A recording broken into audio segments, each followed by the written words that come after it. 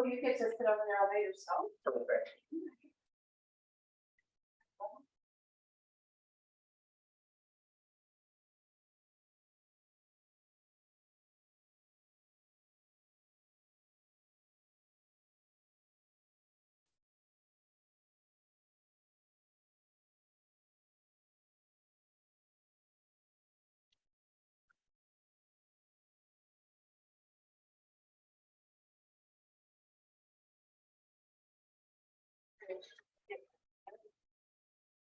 Brandon Lee. Good. What are you doing? Built some apartments over on the west side of town. Who are you working for now? This is just my own company. But this does bring back good memories. This was my office when I worked for Frank. Yeah. That's good through today's date. Okay.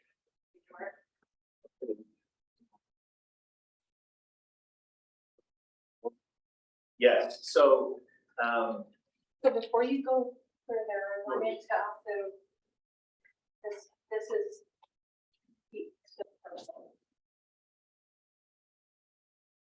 under 208 buildings. So yeah, what can you help me understand what you mean by that?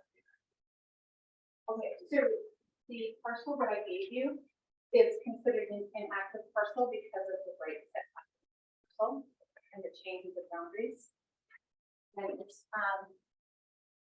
what I would have sent you prior, that you would have received a notification that said at the bottom that the parcel changed to the current active parcel, and to see the the breakdown of that 2021 year. Just let you know that the tax follows the property, not the ownership. You recall that paperwork? That's probably what I was here. Yeah. Yeah. And then this is what the current balance is. Okay. Okay. And that's out of today. Okay. So what I'd like to do, first I'd say I don't have any intent to challenge what taxes are owed, but what's occurred here over the last couple of years through a transition of ownership caused some, I guess I'll just call it some sort of misunderstanding or miscommunication on terms of who owned it and who owed by what time. And so the first, I think what started or what we learned kind of was the cause of this. We closed on this property on December 28th, and it wasn't reported at the county until like January 3rd. And so based on where tax assessments went to, they went to 2021. correct for 2021. They were going to the prior property owner. And when I called and spoke with the county about what we owed to 208 villages, we were continuing to be told that we were current on what we owed, and these notices were going to the prior owner, and the owner was having their own discussion, or the prior owner was having discussions, trying to say, well, we don't think we owe it, we don't think we owe it. Anyway, long story short, when we, I think, ultimately determined that was part of the reason was when we closed on the property versus when it was reported, it caused this discrepancy in terms of who was actually being noticed. We had never received notice that we owed this tax. This is the first time actually in the month of May when I actually got notice to say you are actually responsible for this tax. And oh, by the way, it has penalties and interest. So that's the only thing I wanted to talk about today, was to say, okay, there was no ill intent, there was no reason for anybody trying to avoid paying taxes. That as soon as I knew about it, that it was truly ours, again, we want to pay it and pay the county whatever we're owed, but I'm hoping that there'll be some understanding as to why these weren't paid on in a normal period of time.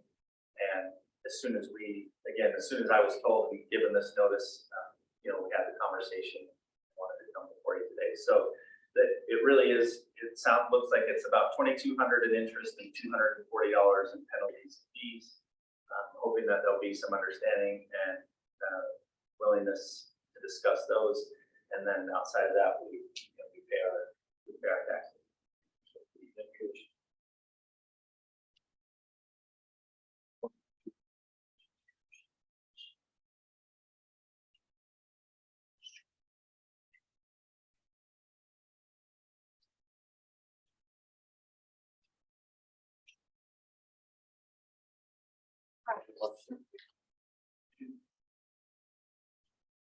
So the property is billed as on January 1st of the calendar year that we're billing for.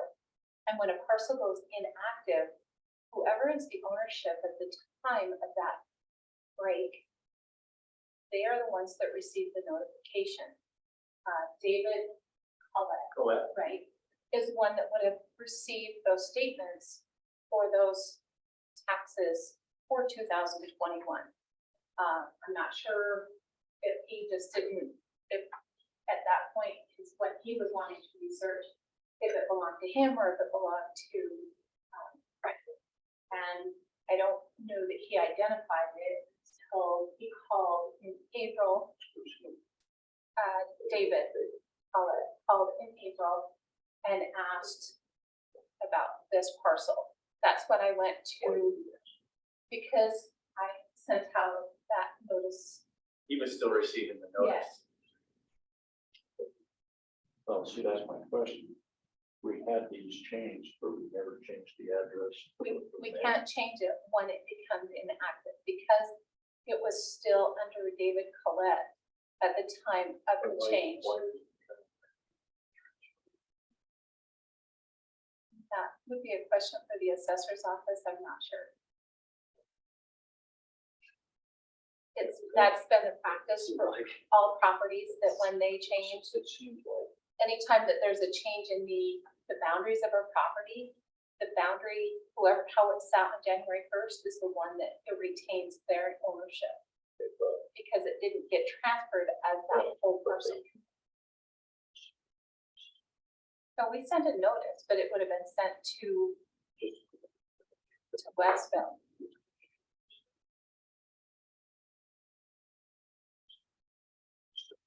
Boundary change was made. I don't think that it's an internal policy. I believe it's just the way that the process works in the system, in ProVal. It retains the ownership at the time of how it's sat at the time of the boundary change. Because the boundary change does not transfer the entire ownership to a specific person. Yes. With a lot of other changes.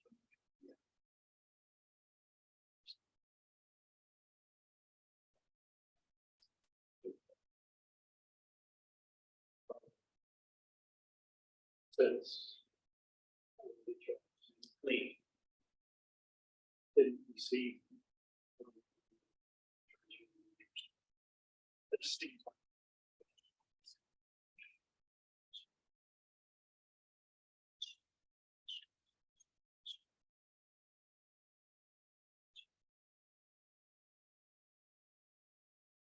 all I can say is we pay our taxes on time and how to receive the notice, and we had this all figured out.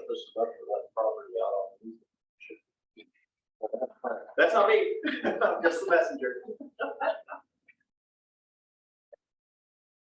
Sorry, I said I gave you the sun one. This one is your current parcel, and I'm showing you the.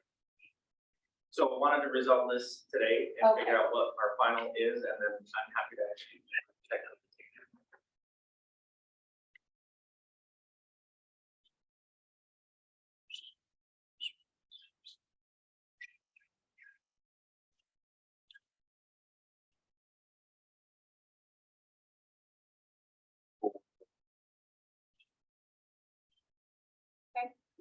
So you're willing to cancel the penalty and interest on this parcel only for the 2021 tax year?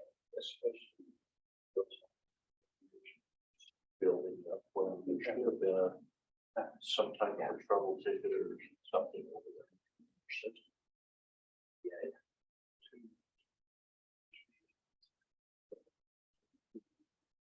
So let me tell you our process in our office that helps to identify this. We go through and we find, I do a listing of all the inactive parcels that are out there. And then I have one of our people go through and identify the active parcels. At this point is when our people sent out a notice that just said that this was delinquent, which is what David Collette had received.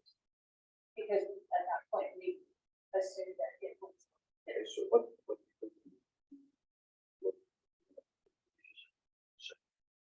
We always do, I always run a report that shows me all the inactive parcels so that we can put a flag on the active parcel that says delinquent taxes.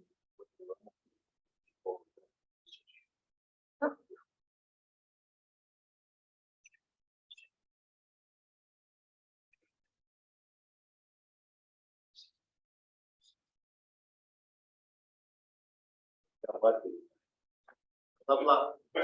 It's not because Okay. your bright smile. I was on the soccer field early this morning and been busy ever since. That's pretty cool. Thank you. Brandon's one.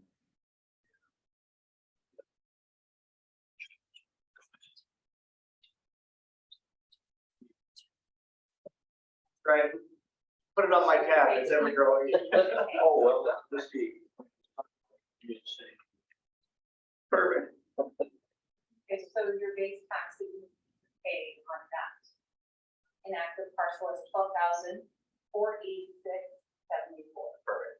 Okay. That's great. I'll get that taken care of today. Okay. Yeah, thank you. I appreciate your time and willingness to listen to the situation.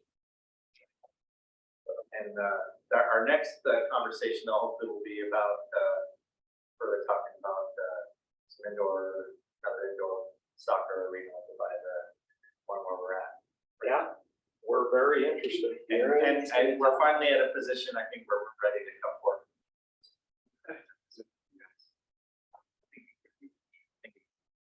That's what Devin has been telling me. But, Yeah, he and I have been, we try to do that after our real jobs. Yeah. The ones that we have to do, but we're really close. Grounds available. There's it can be something that, the county can get use out of. Yeah. Yeah, our partnership with you using that through the winter has worked out really well for us. Good. We love it. In fact, I really contribute and attribute that to one of the reasons why our program and our club as a whole is growing so much is because we have an ability to train during the winter, but now there's not enough hours in the day, right, with the space that we have. And so it would be ideal, and I love the partnership. So I think that, again, I'd love to figure something out that works for the county. Yeah, I would too. It's so good to see kids out doing sports in the winter. Yeah. Rather than, in the house. And we, from the moment, we have some teams that go in the morning, and so it's typically used from like 6:30 till about 7:30 in the mornings, and then from like 4 until about 10:30 at night. We just have a full of kids. The only